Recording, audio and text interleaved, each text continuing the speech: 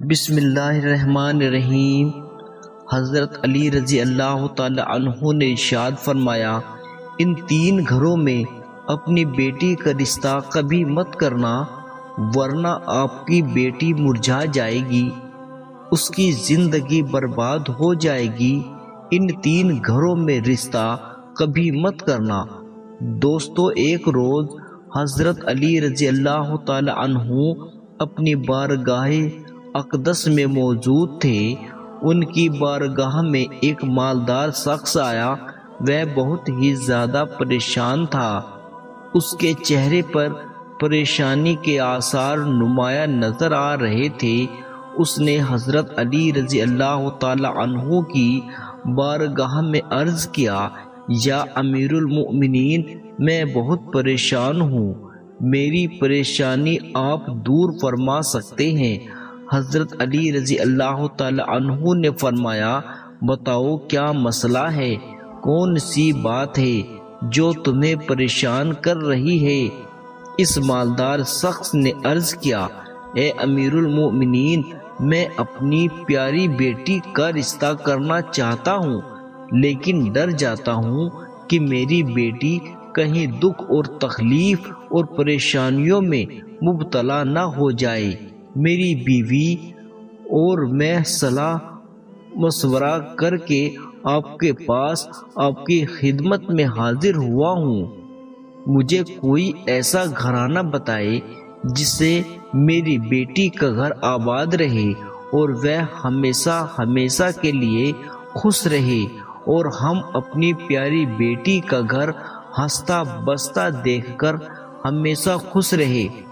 اس مالدار کی ہر بات میں وزن تھا، اس لیے حضرت علی رضی اللہ تعالی عنہ نے فرمایا، اپنی بیٹی کا رشتہ کرتے وقت صرف 3 چیزوں کا خیال رکھنا، آپ کی بیٹی کا گھر ہمیشہ آباد اور خوشحال رہے گا، اس کو اپنا گھر جنت محسوس ہوگا۔ آپ رضی اللہ تعالی عنہ نے فرمایا، باپ کے گھر میں بیٹی تو ملکہ ہوتی ہے، اور باپ اسی کے لیے تو فکر مند ہوتا ہے۔ جب بیٹیاں باپ کے گھر میں جوان ہو جاتی ہے، باپ کو اپنے گھر کی 4 دیواری چھوٹی لگنے لگتی ہے، تاکہ اس کی بیٹی کو کسی کی گرم ہوا بھی چھو کر نہ گزرے۔ اس لیے اے مالدار شخص، نہ ہی تمہاری بیٹی کو تمہاری دولت خوش کر سکتی ہے، اور نہ ہی اونچے مقام والے خوش کر سکتے ہیں۔ اس لیے جب بھی اپنی لاڈلی بیٹی کا رشتہ کرنے لگو تو صرف 3 چیزوں کا خیال رکھنا، آپ کی بیٹی کا گھر آباد ہو جائے گا، وہ بہت خوش رہے گی۔ مالدار شخص نے عرض کیا، اے امیر المومنین، وہ کون سی 3 چیزیں ہیں یا کون سے عمل ہے جن پر عمل کر کے ہم اپنی بیٹی کا رشتہ کریں؟ حضرت علی رضی اللہ تعالی عنہ نے فرمایا، اے مالدار شخص، یاد رکھنا، اپنی بیٹی کا رشتہ اس جگہ پر، اس گھر میں کبھی نہ کرنا جس گھر میں گھر کے فیصلے عورتیں کرتی ہو، مرد اس عورت کے فیصلے پر عمل کرتے ہو۔ وہ اپنی بیٹی کا رشتہ کبھی بھی ایسے گھر میں نہ کرنا، ورنہ آپ کی بیٹی کا گھر بسنے سے پہلے ہی اجڑ جائے گا، آپ کی بیٹی کی دنیا برباد ہو جائے گی۔ دوستو، ہم نے یہ دیکھا ہے، جب بیٹیوں کے رشتے ٹوٹتے ہیں تو جتنی بھی حسین لڑکیاں کیوں نہ ہو، وہ اس دنیا میں بے نام ہو جاتی ہے۔ جس کو نہ گھر والوں سے پیار ملتا ہے، نہ مائکے والوں سے پیار ملتا ہے، اور مائکے والوں پر اور اپنے شوہر پر خود کو بوجھ سمجھنے لگ جاتی ہے۔ ایسا بھی ہم نے دیکھا ہے، بھائیوں نے اپنی بہن کو بوجھ قرار دیا ہے۔ ایسے کئی گھر ہیں جو ہم نے اپنی آنکھوں سے دیکھے ہیں، ان کو ہر چھوٹے بڑے تانے دیتے ہیں، نہ اس بچی کو دل کو سکون ہوتا ہے اور نہ رات کو راحت کی نیند آتی ہے۔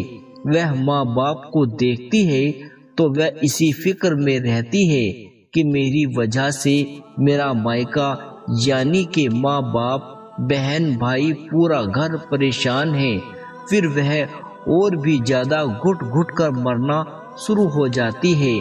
آخر کار تھک ہار کر یا تو وہ اپنے شوہر کو اپنا لیتی ہے اور شوہر کے ظلم و ستم کو، اس کے طعنوں کو گہنا بنا کر پہن لیتی ہے، یا پھر اپنی زندگی سے روٹھ کر بیمار پڑ جاتی ہے۔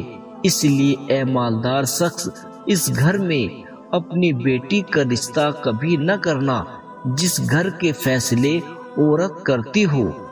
نمبر 2، حضرت علی رضی اللہ تعالی عنہ نے فرمایا، اے شخص، کبھی بھی اپنی بیٹی کا رشتہ اس گھر میں مت کرنا جہاں عورتوں کی عزت نہ ہوتی ہو، جہاں صرف مرد کی حکمرانی کرتے ہو، وہاں اپنی بیٹی کا رشتہ نہ کرنا، ورنہ تمہاری بیٹی کا گھر بسنے سے پہلے اجڑ جائے گا۔ دوستو، ہم نے اپنے ارد گرد یا کہیں نہ کہیں ضرور دیکھا اور سنا ہے، ایسا گھر بھی ہے جو عورتوں کو اپنی جوتی کی نوک پر رکھتے ہیں۔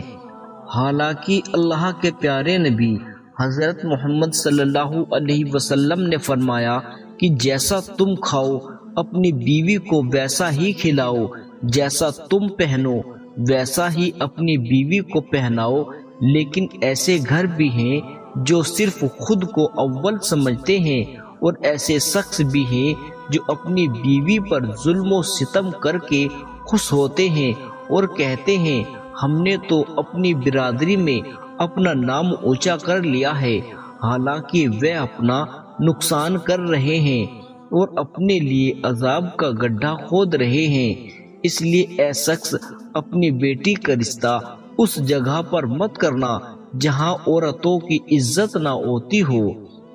حضرت علی رضی اللہ تعالی عنہ نے فرمایا، اپنی بیٹی کا رشتہ اس جگہ پر کرنا جہاں اس کا خاوند اپنی بیوی کے ساتھ نرمی و خوش اخلاقی اور حسن و سلوک کے ساتھ پیش آئے، جو اپنی بیوی کے حقوق ادا کرنے میں کسی قسم کی غفلت اور کوتاہی نہ کرے، جو اپنی بیوی کا اس طرح ہو کر رہے کہ کسی اجنبی عورت پر نگاہ نہ ڈالے، جو اپنی بیوی کو اپنے عیش و عشرت میں برابر شریک سمجھے، جو اپنی بیوی پر بھی ظلم و ستم اور کسی قسم کی بیزا زیادتی نہ کرے، اور جو اپنی بیوی کی خوبیوں پر نظر رکھے اور معمولی غلطیوں کو نظر انداز کرے، اور جو اپنی بیوی کی مصیبتوں اور پریشانیوں، بیماری اور رنج و غم میں دل جوئی، تیر مداری اور وفاداری کا ثبوت دے،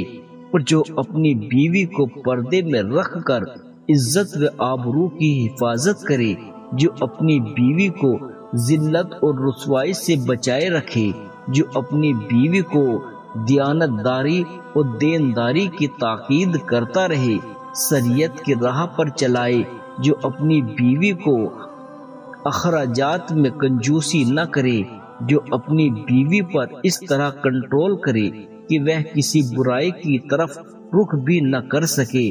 حضرت علی رضی اللہ تعالی عنہ نے فرمایا، اے مالدار شخص، اپنی بیٹی کا رشتہ اس جگہ پر بھی مت کرنا جہاں ان کا کنبہ یعنی ان کے خاندان میں طلاق بہت زیادہ ہو۔ وہ گھرانہ جتنا بھی امیر ہو، خواہ ان کے پاس ہزاروں اونٹ کی قطار بھی کیوں نہ ہو، اپنی بیٹی کا رشتہ اس خاندان میں، اس گھرانے میں، اس گھر میں کبھی بھول کر بھی نہ کرنا جہاں عورتوں کو طلاق دینے کا رواج بہت زیادہ ہو۔ حالانکہ ایسے لوگوں کی اللہ تعالیٰ کے یہاں سخت پکڑ ہے۔ میرے اللہ تعالیٰ کا ارشاد ہے کہ طلاق دینا بدترین عمل ہے، کیونکہ یہ عمل شیطان کو بہت پسند ہے۔ اللہ تعالیٰ طلاق کے لفظ پر اور طلاق دینے والے پر غضبناک ہوتے ہیں۔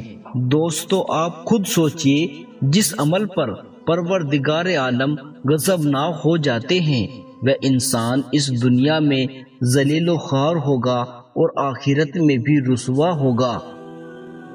اس لیے اے شخص ان 3 چیزوں پر عمل کرو اور اپنی بیٹی کا رشتہ کہیں کر دو، کیونکہ یہ سنتی عمل ہے۔ آپ کی بیٹی ہمیشہ خوش رہے گی اور آپ کو دعائیں دے گی۔ وہ مالدار شخص آیا تو مایوس ہو کر تھا، لیکن حضرت علی رضی اللہ تعالی عنہ نے ان کے ذہن کے سارے فتور ختم کر دیے اور ہمیں بھی سمجھا دیا اور اپنی بیٹیوں کے گھر کیسا پسند کرنا ہے۔